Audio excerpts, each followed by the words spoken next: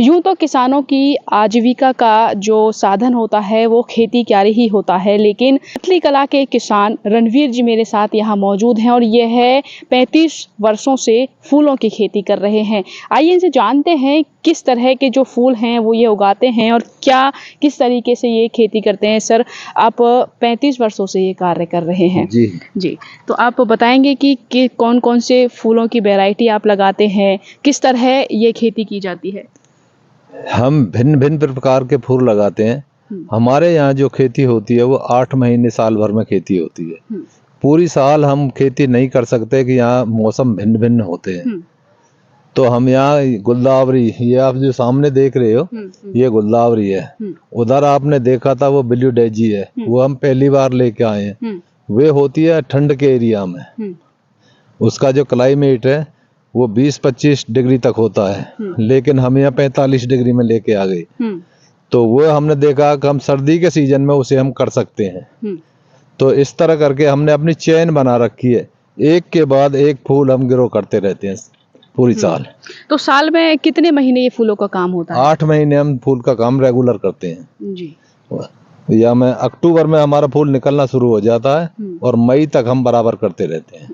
तो सर, क्या आप अकेले करते हैं या परिवार की भी मदद मिलती है? नहीं, हम पूरे परिवार एक साथ मिलके करते हैं। जी। 3 बेटे हैं, मैं हूँ, बही हुए हैं, सब मिलके एक साथ करते हैं हम। और हमारी आजीविका का कोई दूसरा साधन नहीं है। इसके अलावा और कोई खेती बाड़ी नहीं करते हैं हम? नहीं। जी। हल्का करते हैं, मतलब खाने लायक गेहूं कर लेते हैं, धान कर लेते हैं, गन्ना कर लेते हैं, लेकिन थोड़ा मेन जो काम है वो फूल है।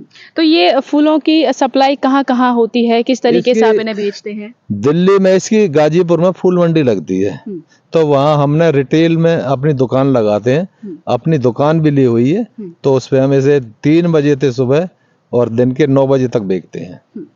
तो यहाँ से पैकिंग करके ले जाते हैं और किस तरीके से यहाँ से फूलों को ले जाया जाता है? यहाँ से पैकिंग करके शाम को पैकिंग कटाई करने के बाद में पैकिंग करते हैं, पानी लगाकर अपनी गाड़ी से सुबह लेके जाते हैं। तो सर, ये जो फूल जब आप लगाते हैं तो किस तरह लगाते हैं, किस तरह परचेज आप करते हैं, किस तरह क्यारी बनाकर उन्हें लगाया जाता है, कुछ थोड़ा विस्तार से बताइए।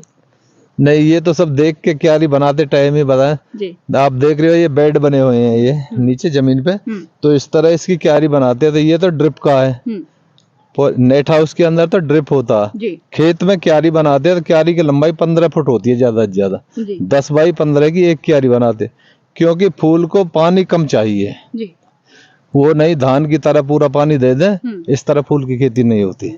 अभी इस बीच देख रहे हैं जमीन पे छोटे छोटे पाइप भी लगे हुए हैं, ये ड्रिप का जी। ड्रिप होती है इसमें। हाँ। ये बूंद बूंद पानी गिरता है इससे। तो क्या किसी तरह का कोई खाद या यूरिया वगैरह भी इनको जरूरत होती है? सारा इस्तेमाल करते हैं। जो गेहूं में आम फसल में जो खाद इस्तेमाल होता है वही इसमें करते हैं। कोई तो क्या कहना चाहेंगे चीज नहीं है जी? आगे जो किसान परंपरागत खेती को नहीं छोड़ पा रहे हैं, वही खेती कर रहे हैं, और एक तरफ आप जो है आजीविका का साधन ही यही है, तो क्या कहेंगे अन्य किसानों से? कुछ कहना चाहिए? मैं कहूंगा कि हम जो किसान है, हम लोगों पर जमीन है वो बहुत छोटे टुकड़ों में बट के आ रही है। अगर आप छोटे इस तरह की आप खेती करोगे तो आप अपना जो गुजारा है वो अच्छी तरह से कर पाएंगे। तो ये आप कितने एकड़ में लगभग मैं 4-4.5 एकड़ में करता हूँ। कोई सरकार की तरफ से कोई सुविधा मिलती है आपको? मिलती है, कभी कभी मिलती है, ऐसा नहीं है, लेकिन हम सरकार की सुविधा पर अगर इतना ध्यान देंगे तो हम खेती नहीं कर पाएंगे। वहाँ इतना अमाउंट नहीं मिलता जो हमारा काम चल जाए। 8,000, 10,000, 15,000 से क्या होता है, तो इसलिए हम उसकी तरफ ध्यान नहीं देते, केवल अपने काम की तरफ ध्यान देते हैं। तो अगर सालाना बात करूं, कितना मुनाफा आप सालाना कमा लेते हैं? ये चीज बतानी अलग है, ये तो हमारे करने के ऊपर निर्भर करता है कि हमारी क्रॉप कैसी है।